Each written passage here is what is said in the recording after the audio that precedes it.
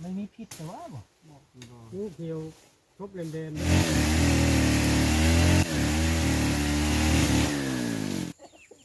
ก็มีแล้วติ่งลูก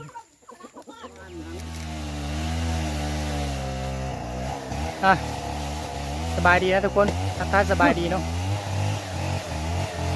ก็มื้อนี้ก็กลับมาพบกันแล้วเนาะและมื้อนี้ก็ยินดีต้อนรับเข้าสู่การทางป่าเฮานะแต่นี่ก็แถวๆนี้ก็เป็นดินอ้ายเนาะเฮาทางป่าเนาะทางอันไว้เราลุงเชื้อร้ายว่าทางป้าบ่ดิทางไว้เราปลูกมันปลูกยางปลูกหยังเนาะเพราะว่าแถวนี้ก็เป็นดินลาวหมดแหละแถวตีนตู้แถวนี้เนาะมันยังบ่ได้ทางมันยังบ่ได้ซับเซาอีกอย่างเนาะแต่มื้อนี้ก็เลยพากันมาทางช่วยลาวนะตัดช่วยลาวแล้วก็ตัวแรกเราก็มาสิคาเบนะคาเบสุกินเนาะอย่างใดก็ค่อยติดตามกันนะทุกคนมื้อนี้ฮะทางกันอยู่3 คน4 คนนะมื้อนี้นะนี่เนาะแถวนี้ก็แม่นเมื่อละดินแล้วเนาะมันยังบ่ได้ทางบ่ได้ซับเซาอีกอย่างนะ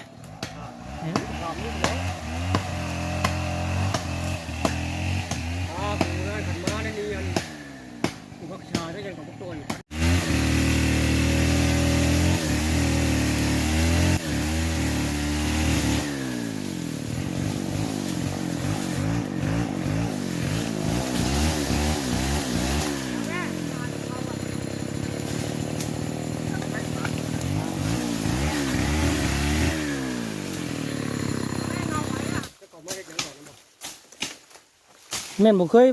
บ่ปานบ่เคยขึ้นแล้วขึ้นบ่จ๊ะเขาจะเล่มอนนะเขาจะเล่จะบัวจะเล่จะพูดอะไรเนี่ยถ้าเขาเล่กับพิมมันไม่เห็นอย่างนั้นขาบอกเล่นละเล่แล้วหนักนั้นเข้าร้องมือแล้วเขาล่ะโอเคเขาขาบ่ได้ไม่ยิ่งเท่าไรได้ทางหมูนะอย่ามันดิดเนี่ยเจ้าไปทั้งร้ายหินจงไว้แน่ที่รถหินนะเอากับตอนเช้าก็ทางไปได้ลายแล้วทุกคนเลยทางจนแถวนั้นก็จนลงมันแล้วเนาะถ้ามันลั่นคักได้บ้าง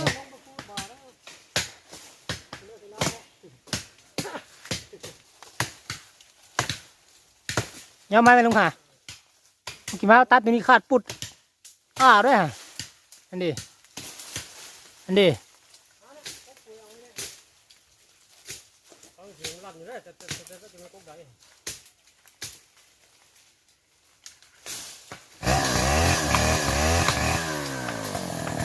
ฮะ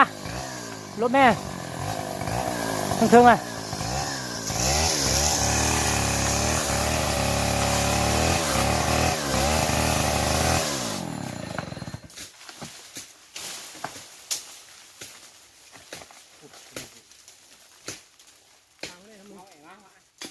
ไล่เลย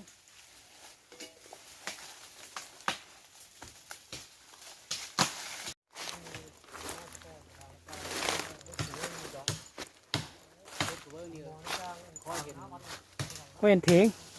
ก็เห็นเบิร์ดละแถวนี้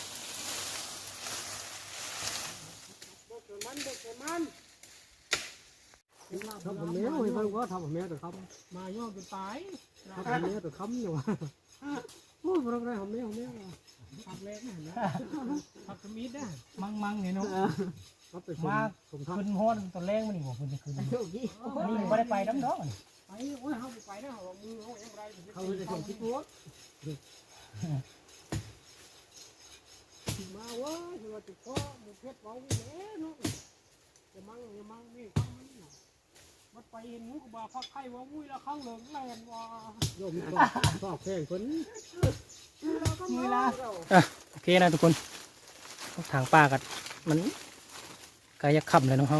พากันลงละลงเดี๋ยวลงบัตรคาเบกินนะทุกคนมึงก่อน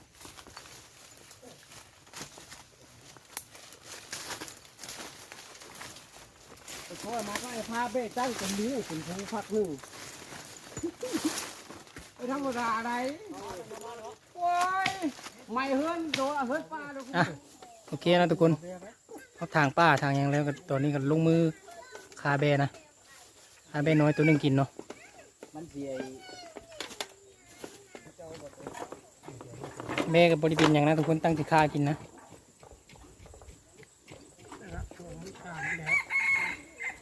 คำขายได้2-3 แสนมาอยู่แล้วเนาะ ข้าวเบอร์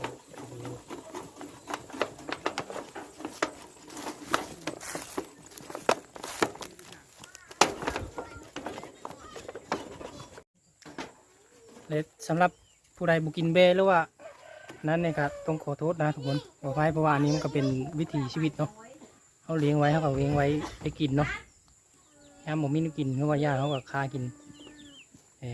สำหรับผู้ใดบุกินหรือว่าไอตัวสงสารมันก็เอาเขาก็ต้องขอโทษตัวใดผู้ใดสำหรับผู้ใดบุกินนะเนาะเอาย่างไปเอามากระแตมาบุกกินนะชามันโคแบแล้วเนาะมากระแตข่าใช่หรอคือค่อยเห็นอยู่กันนี่ไปพี่แล้วมันแปลนดี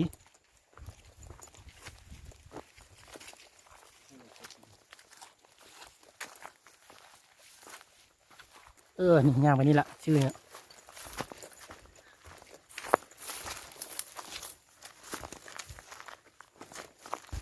อันนี้นะมาต้นมะกระแตแล้วเนาะมามันก็มีอยู่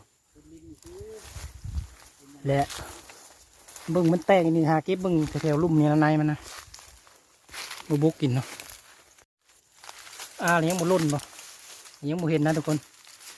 เก็บเบิ่งในมันสิมันล่นลงเนาะโอ้มันก็บ่เห็นแล้วเนาะมันหกแล้วนี่เม็ดมักแดงที่บ่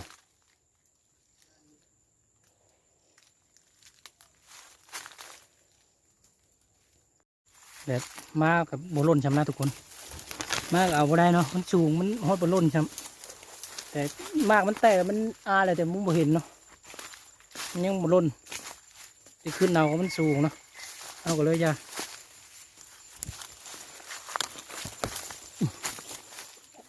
ดีแล้วติ่งอยู่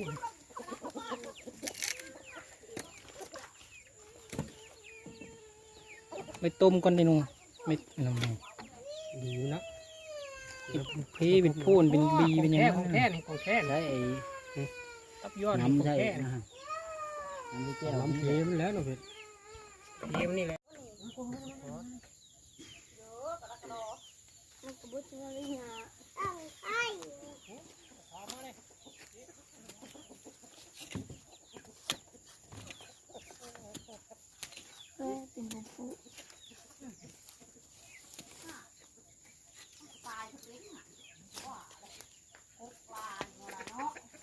ไม่ใช่อย่างนี้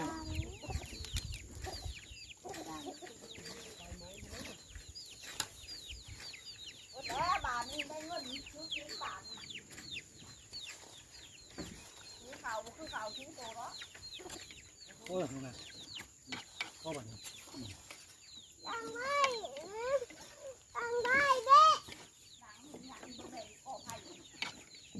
ไอ้อีให้ขึ้นมาได้บ่หรือเอาไว้ใช้ลาบบ่ใช้ลาบมันอย่างนี้ใช้ลาบหมู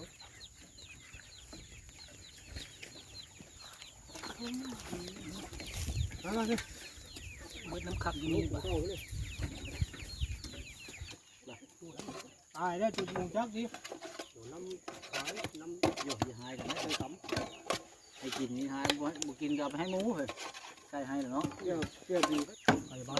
มาแล้วคนกินแบะเนาะแต่หวานจังหน่อยเอาก่อนอย่าไปยุบนี่นะนี่มาพี่ ทักทายสบายดีนะทุกคนสบายดีตอนเช้าๆเนาะ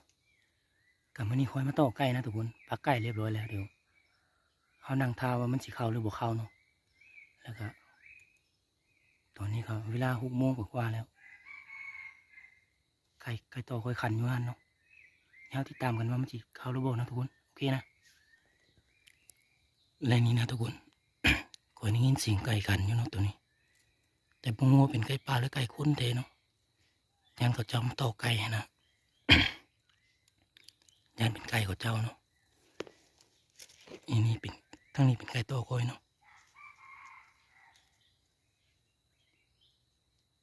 เดี๋ยวระวังคนนำทุกคนนะอย่าเป็นไก่โตเขานะก็ได้อย่ามาเป็นไก่ป่า